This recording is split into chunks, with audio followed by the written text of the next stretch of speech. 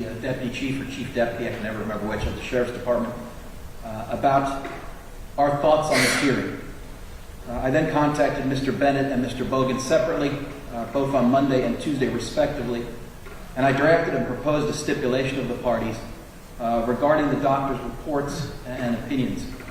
Wherein what I wanted to tell the court is we have not been able to reach an agreement through various reasons with the defense, but I did want to put a record that the state is willing to stipulate to the report of Dr. O'Donnell and her findings. We're willing to stipulate to the report and findings of Dr. Stinson, as well as to the report and findings of Dr. Adkins. We have not been able to reach an agreement, so we are prepared to move forward with the hearing, but I wanted to place that of record that the Sheriff's Department has been consulted, the victim's widow has been consulted, and we have reached this decision to offer this stipulation with regards to this SMI issue. But we are prepared to go forward. And the reason I wanted to address that, we may or may not have any questions for Dr. O'Donnell, and I didn't want you to think that there was some type of procedural hang-up from us. That's where we're at. Additionally... Well, I need to stop you for a minute. Yes, ma'am. I don't truly understand what you're saying. Like, you just want to submit the 3 reports and let the court decide? Correct. Oh, okay. Analogous to like a competency, which we do quite a bit in a competency report. The court clinic would type a report, file it with the court. The state gets an opportunity to read it. The defense counsel gets an opportunity to read it. Both parties stipulate, and then the court makes its finding. That's what we proposed here, but again, we were not able to reach an agreement on that. Okay. Based upon that, there was some procedural errors on our end, which we freely admit, and Dr. Atkins is not present today. Excuse me? Dr. Atkins is not present today. What I'm asking the court, because we have the date for January 5th of Dr. Stinson, I would ask that her testimony be permitted on that date. We'll just do Dr. Stinson, do Dr. O'Donnell today, then do Dr. Atkins and Stinson the same day on January the 5th. Okay. Why is the Dr. Atkins not here today? We mistakenly thought that there was going to be some type of stipulation and agreement, and she was disregarded by mistake. Okay. I did try to reach out to her yesterday. Mr. Bennett and I talked probably about 1:30 in the afternoon. And when I reached out to her again, she was unavailable, and I do apologize. It shouldn't have happened, but I own full responsibility for it. That's okay. I appreciate that. I appreciate you saying it is what it is. We do have the 5th date already for their doctor was not available today, so... I did want to keep this moving, and I know we're expediting the process with the doctors being appointed at the same time. Finally, Judge, I just wanted to let you know, and for purpose of the record, I did speak with Mr. Bogan and Mr. Bennett about, we found a case directly on point that I think is precedential in this matter under Stanley Fitzpatrick. It's B01-04117, which is an older decision from 2024, just about the time the SMI law was passed by the Ohio legislature, where you were presiding at the time. You did not do the actual trial of Mr. Fitzpatrick. But these very same SMI issues were developed, and in that case, the state and the defense counsel were able to reach a stipulation, and the court was able to issue a decision. That is what we're basing our precedential argument about stipulating, but again, we were not able to reach an agreement with the defense. I just wanted to put that all on the record and advise the court of where we stand before starting the hearing. Thank you. Okay. Thank you so much, Mr. Dinan. Anything from the defense? No. So no stipulation to the doctor's reports. We're going to call the doctors and they will be questioned, right? Yes. Okay. So we're calling Dr. Jenny O'Donnell. Procedures, we issued a subpoena that Dr. O'Donnell is the court's witness, and it is the burden of the defense by preponderance. I don't know how you want to proceed. Oh, you're right. How do you want to proceed, Mr. Bennett and Mr. I Bennett? didn't examine Dr. O'Donnell before we like to. Well, yes, you have to. It's not me, it's you. This is your motion. Right.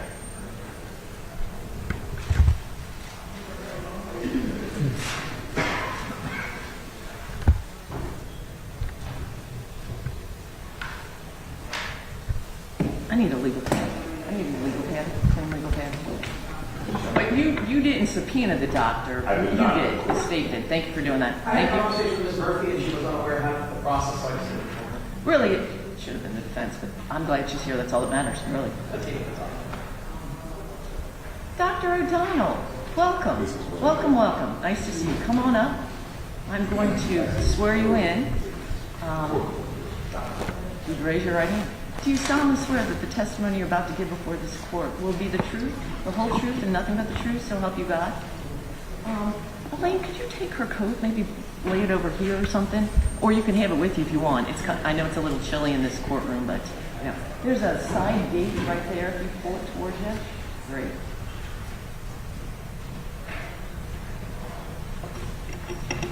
So then if you could move the microphone over towards you, Doctor. It's a big, beautiful courtroom, but it's hard to hear. Do we not have a clean one?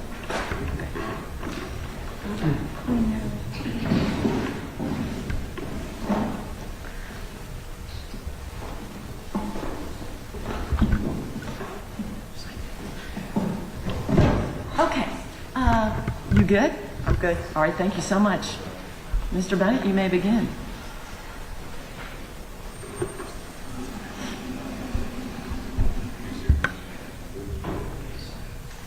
So just for the record, the defense is calling Dr. O'Donnell, is that correct? My understanding is that she was court appointed, but I would like to get that. Yeah, my question is the defense calling her as a witness? I feel like I kind of just did, and I don't think that's proper. So I'm asking... Yes. Okay, just for procedural purposes, just laying it all out, Mr. Bennett. Just trying to do things properly, one thing at a time. Okay. Can you say, you ready to proceed, Judge? I'm sorry? Are you ready to proceed? Yes, sir. She was sworn in. Yes, I just saw her in. State your full name, Doctor. My name is Jennifer O'Donnell. Dr. O'Donnell, I'm very, very well acquainted with you. You got me in some doctor a few months ago. Mr. Bennett, can you use the microphone for me? Tell me your qualifications as a forensic psychologist. I'm an Ohio licensed psychologist. I started in the forensic psychology world in 1995. I have a master's and a doctorate from Xavier University. I'm currently the CEO and senior legal examiner at the Forensic Evaluation Service Center. I'm one of the older licensed psychologists in the state of Ohio. I have served on the Ohio Forensic Center Consortium Board. I've testified in, I've lost count of the number of counties that I've testified in Ohio. You testified in at least 5 or 6 counties in the state of Ohio, correct? Probably closer to 20 now. Okay. And how many times have you done a competency evaluation? I've done thousands of competency evaluations. And how many times have you done not guilty by reason of insanity evaluation? I would say probably 200 to 300. Okay. And how many SMI evaluations have you done? Approximately 10. Okay. So you're well versed with respect to the issues of serious mental illness and whether or not that has an impact on the rational judgment of the person at the time of the event. That's well within your province. That is absolutely within my lane. And who contacted you in this case? Did I contact you or did somebody else contact you with respect to the evaluation of Mr. Hinton? Similarly to 99% of the evaluations I do, I was contacted by the court. Right. So you were not contacted by the prosecution, correct? That's correct. Stop a minute. Mr. Sawyer. So I know I have a docket, and I have it set at 9:30 because I wasn't exactly sure what was happening today. So I will break in about 5 or 10 minutes. If you've got attorneys that are here and witnesses that are here, just to let you know, I'm going to break to get them out because this might be lengthy. Okay? I just want to let you know. Okay, sorry, I forgot to tell you that. Mr. Oswald, thank you for being here. I will break. I won't keep you here for hours, I promise. Thank you. Okay, say sorry, Mr. Bennett. Oh, no problem, Your Honor. You were not engaged by the prosecution, correct? That's correct. And you were not engaged by myself or Mr. Bogan or the defense, right? No, that's correct. Or the Hinton family. You are doing everything you're doing because the court asked you to, correct? That's correct. Okay. So tell me what you did in this case to begin to formulate your opinion with respect to the serious mental illness of Mr. Hinton. So I didn't do anything differently in this case than I do in any other case. I asked for as much information as possible from both sides, and then I begin my independent evaluation with information, and then I interview the defendant as many times as I feel I need to. I speak with family or friends. I review as many records as I can get my hands on. I'm pretty aggressive about that, and that's what I did in this case. Judge, I don't think there's an objection. I would ask that she be able to give opinions as a certified forensic psychologist within a reasonable degree of medical certainty based on her credentials. Qualified as an expert Yes. from the state? That's correct. There's no objection from the state. Okay. Please continue. Why don't you ask him another question? Well, tell me specifically, I know you looked at some documents, I know you spoke with him. How many times did you speak to Mr. Hinton? Actually, I met with Mr. Hinton twice. One very lengthy session, and then another one I went back to get some more records signed and just asked a couple of brief questions. When you say lengthy is in how much time? Okay. Oh my gosh, I didn't put the time in there. Do you recall how much time it was? Oh, I'm so sorry about that. It was over 2 hours. It was over 2 hours. I'm quite sorry. Okay. And then you saw him for a second time in addition to the 2 hour period. I correct? did. Mm-hmm. Okay. And do you think that you had all of the information you needed in order to give an opinion about whether he had a serious mental illness and what impact, if any, that had on his conduct during this offense? I feel very confident in the opinion that I reached and that I had quite a bit of information to base that on. I'm always open to more information and to review it and reconsider it, but at this point I feel like I did a very thorough job. Stop I want a to minute. be clear. Stop a minute. I'm What sorry. what was her answer? She said she was very confident in the opinion and had, what did she say in? I feel I was very confident in the opinion that I reached, that I gave quite a bit of information based that on. Okay, hold on a minute.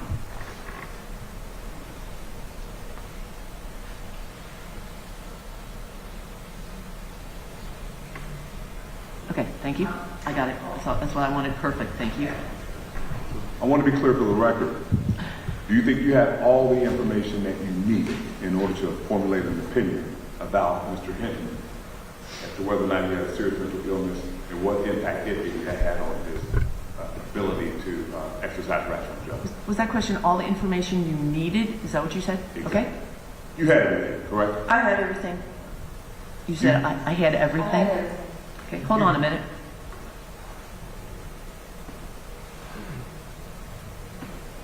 Okay, thank you. You had everything, you didn't need more information, correct? I struggle with the answer to this only because there are times when new information is given to me that I had no idea existed.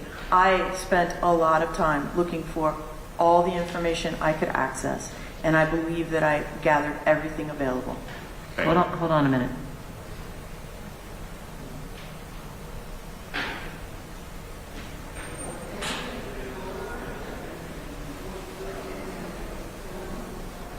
Read that back. I spent a lot of time to get.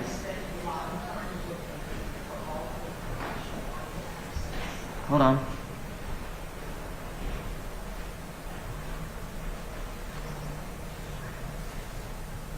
Okay, go on.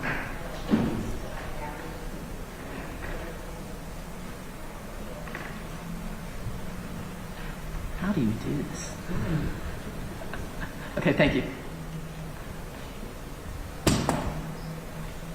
Do you have an opinion within a degree of reasonable medical certainty about whether Mr. Hinton had a serious mental illness on the date of this offense?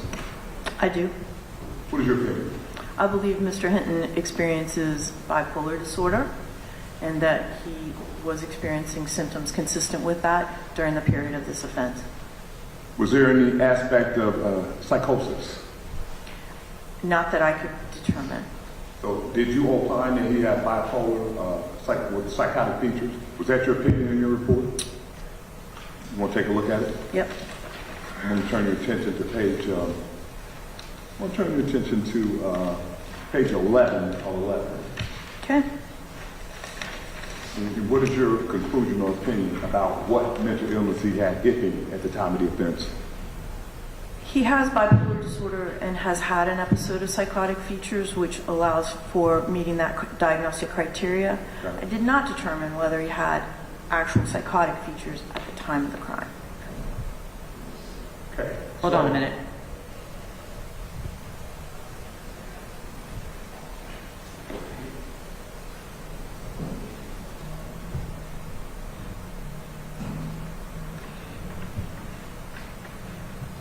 So, did not determine if he had it at the time of the incident, but had it previously. Is that correct?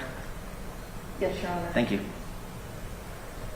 So for clarity, though, he did have a serious mental at the time of the offense. Yes, And what was that mental illness? bipolar disorder. Okay. And on your report, you said, it is my clinical opinion that this defendant has one of the four mental illnesses, and you say bipolar disorder with psychotic features. That's correct. Okay. How do you determine whether or not a psychotic feature is manifested at a certain period of time? How do you determine that? By the available information from collateral sources, from the defendant's own account, from records, various records that are available. Doctor, isn't it possible that you could have, you could be bipolar, and you could also have psychotic features when you're doing something, but that might not be evident for collateral sources? It's possible. That's very possible, isn't it? It's pretty possible. Right. Okay. Now, but in this case, you're saying he had bipolar disorder with psychotic features. That's one of the four mental illnesses that he had, correct? Okay. That's the mental illness he has. Right. The mental illness that he has. Out of the four that's in the Ohio Revised Code, that was Out of the not four, a serious mental correct. illness. Okay. So you were also asked to give an opinion about a second issue, right? That's correct. And within a reasonable degree of medical certainty, what is your opinion with respect to whether any condition significantly impaired his capacity to exercise rational judgment with respect to his conduct? What was your opinion about that? I believe his judgment was impaired at the time of his offense. Okay. So let's stop right there. Let's spell that out a little bit. What does it mean when you say judgment? Well, what does that mean? Like somebody's judgment. What do you mean psychologically or psychiatrically when you say judgment? To make a rational decision, to do things in a logical and coherent fashion, Right. to use good judgment. Right. It's a person's psychological or psychiatric capacity or the lack thereof to interact with a fact or circumstance or event, right? Could you do that again? It is a person's psychological or psychiatric capacity or mental capacity to interact with a fact, circumstance, or event. That's what judgment is, right? That's good. And what you opined, is that yes? Yes? Okay. And what you opined was that because of him being bipolar, having a bipolar disorder at the time, the ability to do that was significantly impaired at the time of his offense. That's your opinion, correct? In my opinion, his illness impacted his judgment. That's correct. Also, spell it out. How does one's bipolar disorder impact their ability to interact with facts, circumstances, and events that they're engaged in or confronted with? How does that work psychiatrically or psychologically, actually? From Mr. Hinton or in general? Let's go in general first. Okay. So in general, it could increase impulsivity, irritability, distort your perception, maybe elevate thoughts of paranoia, things like that. All right.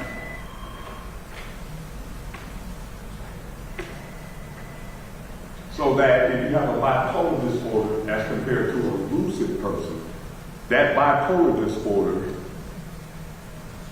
may impact, in this case you said it did, it can impact your conduct with respect to a certain circumstance, right? That's correct. Okay, so this is a good time to stop before you get into the defendant himself. So I'm going to take a 5-minute break from this hearing. Doctor, you're still under oath, but you can step down. Mr. Stoyer, you want to come up? Is there anything I can do on my docket for today to get whatever attorneys that are here out? Mr. Oswald, who do you have?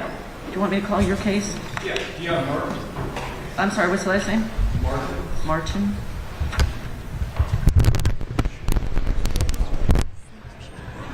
Dion Martin is B2506 3250. Your client's locked up. Are you willing to waive their presence? Yes, Your Honor. Okay, what would you like to do with Mr. Martin today? Your Honor, today is a DSC. I'm still waiting for discovery, but Mr. Martin is requesting a bond review. So I filed a motion for bond review this morning. Do you have a copy for me?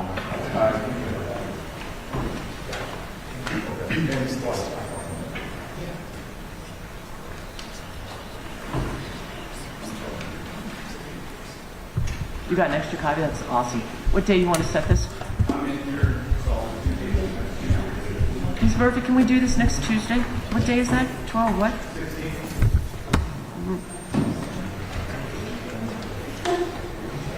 Okay.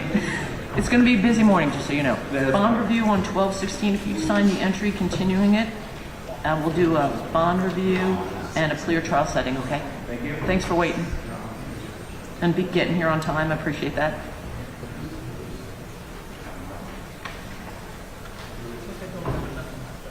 Anybody else?